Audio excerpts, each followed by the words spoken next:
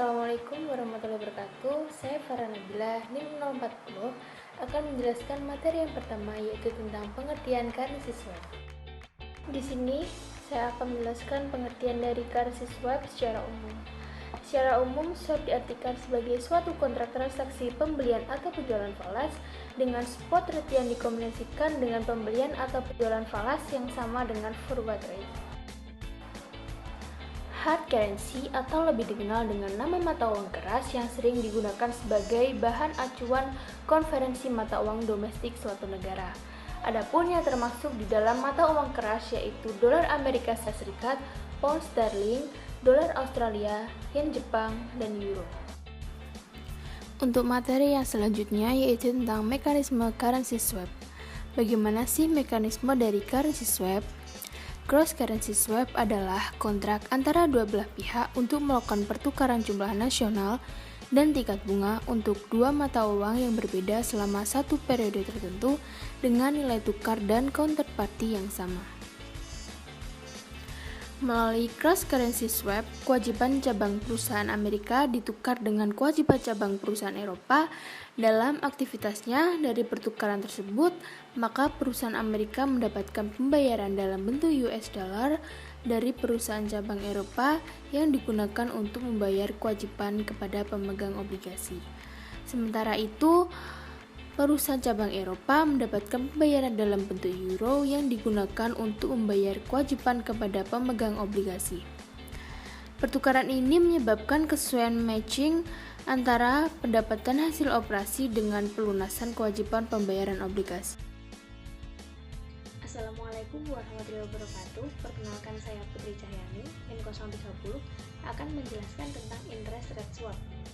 Interest rate swap merupakan sebuah kesepakatan antara dua belah pihak dengan mempertimbangkan pembayaran berdasarkan suku bunga pada masa mendatang dari sejumlah uang. Dalam interest rate swap seringkali melibatkan pertukaran pembayaran tetap untuk pembayaran yang mengambang terkait dengan suku bunga. Perusahaan seringkali menggunakan interest rate swap untuk membatasi atau mengelola fluktuasi suku bunga, menggantikan utang bunga yang tinggi dengan bunga yang rendah. Secara umum, pertukaran ini cocok bagi perusahaan yang menginginkan struktur bunga tertentu yang dapat diberikan oleh perusahaan lain dengan lebih murah. Interest rate swap atau pertukaran suku bunga bisa diartikan sebagai pertukaran bunga yang akan dibayarkan oleh antar pihak yang terlibat dalam kesepakatan. Ilustrasinya seperti ini.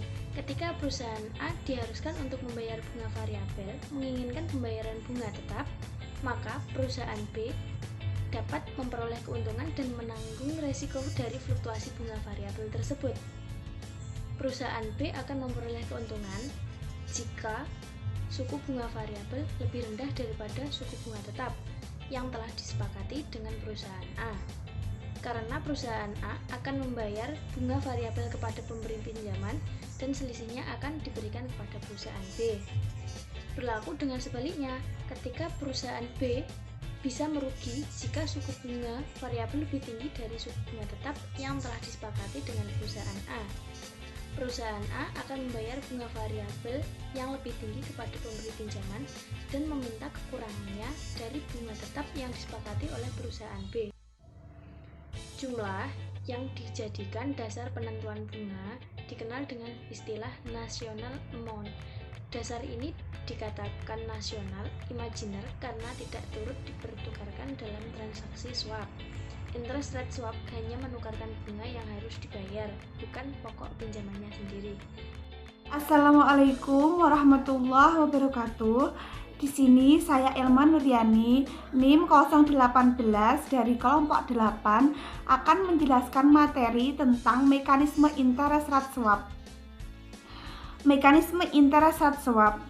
Dalam interest rate swap, dua pihak dapat saling mempertukarkan pembayaran bunga tetap atau bunga mengambang.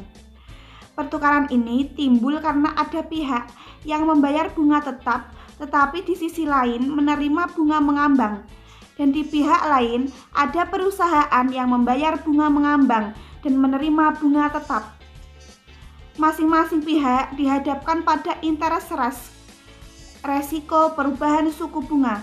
yaitu ketidaksesuaian antara bunga yang diterima dan bunga yang dibayarkan.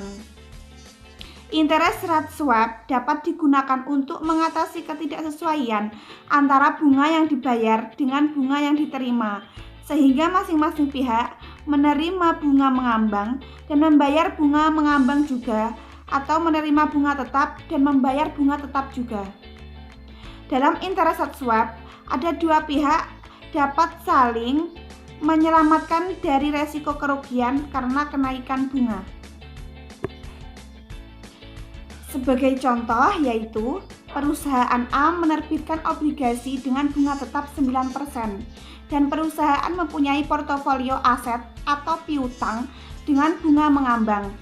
Di satu sisi, perusahaan B penerbitan obligasi dengan bunga mengambang LIBOR plus 1% dan mempunyai portofolio aset atau piutang dengan bunga tetap.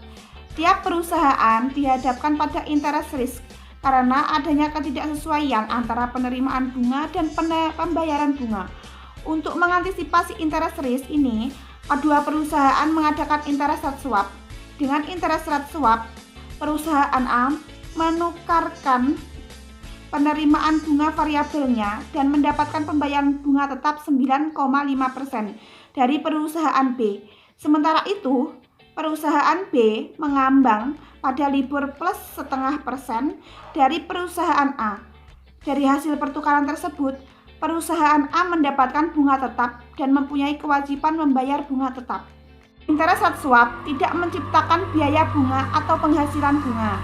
Meskipun kemungkinan terjadi net swap settlement yang timbul karena penyesuaian terhadap pembayaran bunga selama kontrak swap.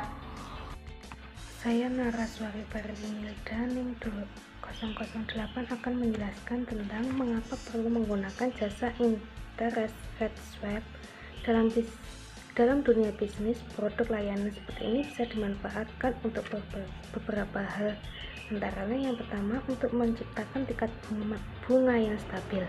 Bila perusahaan memperoleh akses terhadap pasar obligasi internasional biasanya membuka penawaran terhadap perusahaan dengan beberapa kriteria, misalnya perusahaan dengan kualitas baik, image baik, dengan jumlah pinjaman pasar.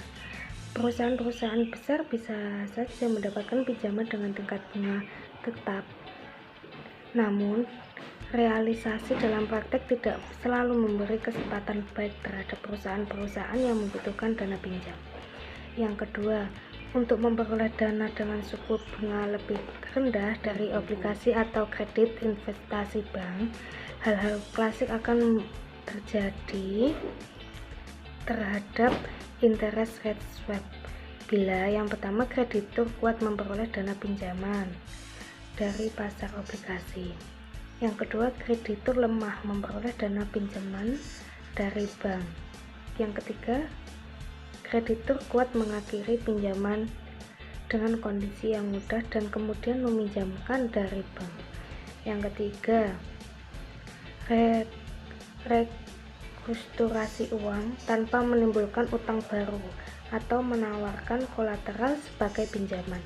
Yang keempat, restrukturisasi profit, pendapatan atau investasi. Yang kedua, keuntungan menggunakan mata uang kuat dalam inversi mata uang. Keuntungan melakukan currency adalah kemudahan dalam melakukan penukaran dengan mata uang lainnya. Yang selanjutnya dikenal dengan devisa yang convertible. Kedudukan dari mata uang asing tersebut adalah sebagai aset yang saat ini kedudukannya tidak kalah dengan emas.